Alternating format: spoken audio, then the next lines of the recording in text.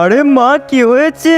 আরে আর বলিস না, ফ্যানটা মুছতে গেছিলাম তখনই শর্ট খাইছি। কিন্তু মা ফ্যানটা তো বন্ধ আছে। আমার মনে হয় ফ্যানটায় কোনো সমস্যা আছে। মা আমার মনে হচ্ছে ফ্যানটায় কোনো তেলাপোকা ছিল, তাই তুমি ভয় পেয়েছো। না, মা আমাকে মেরেছে। আরে এ চেতন কি করছিস? তোকে একটা কাজ করতে হবে। তুই গিয়ে এই খাবারটা তোর নানুকে দিয়ে আয়। এই খাবার আমি দিতে পারবো না, নানুকে তো আমার অনেক ভয় করে। না না না, আমি দিতে পারবো না। আরে তুই যাবি কি না? ঠিক আছে আমি নিয়ে দিয়ে আসছি। মাম্মি মাম্মি, মদনার রিঙ্কু আমার খাবার রেখে দিয়েছে। এই খাবার রেখে দিয়েছে? চল তো আমার সাথে। ওই যে মা, মদনার রিন্টু ওরা আমার থেকে খাবার রেখে দিছে। চল আজকে ওদের পরোটা বাজাবো। আরে বাপরে, তাড়াতাড়ি এখান থেকে পালা। ওই রিঙ্কুর বাচ্চা, ওর থেকে খাবার রাখছিস কেন? খাবার রাখছিস কেন বল। আরে এই চেতন তুই চুপ থাক, আমি বলতেছি।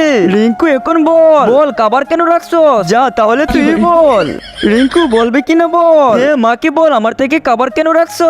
সাদা কালারের সাবস্ক্রাইব বাটনে ক্লিক করে যারা সাবস্ক্রাইব করে দিবে তাদের মা বাবা যেন অনেকদিন বেঁচে থাকে, আর যারা ভিডিওতে লাইক করে দিবেন তাদের মনের আশা যেন পূর্ণ হয়। এবং আমি মন থেকে দোয়া করে দিলাম। বদমাস, আমি আসছি না, তুই আমার সামনে বের করে চল আজকে বাসা। তোকে আজ বাসায় নিয়ে গিয়ে মজা দেখাবো। আরে বাপরে।